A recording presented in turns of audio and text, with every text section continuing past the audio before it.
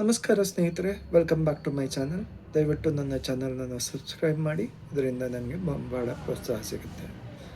ಇವತ್ತಿನ topic national honour bill 2026. ಇದು ಏನು ಮಾಡುತ್ತೆ? ಇಟ್ ಪ್ಲೇಸಸ್ ವಂದೇ ಮಾತರಂ ಹಾಡನ್ನು along at par with 3 things. One is our national anthem, the constitution and the national flag. ಯಾರಾದರೂ ವಂದೇ ಮಾತರಂ ಹಾಡ್ತಾ ವಂದೇ ಮಾತರಂ ಹಾಡಿಗೆ ಡಿಸ್ರೆಸ್ಪೆಕ್ಟ್ಫುಲ್ಲಾಗಿ ಮಾಡಿದ್ರೆ, ಅಥವಾ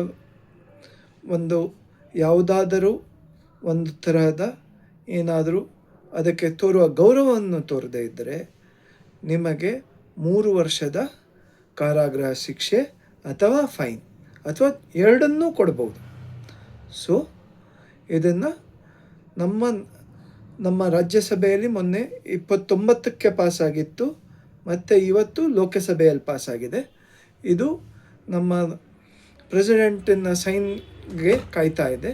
after that this becomes legal, and ಯಾರ ಕೈಯಲ್ಲೂ ಡಿಸ್ರೆಸ್ಪೆಕ್ಟ್ ಮಾಡೋದನ್ನು ನೋಡಿದ್ರೆ you can file a police complaint and action will be taken against them. Thank you.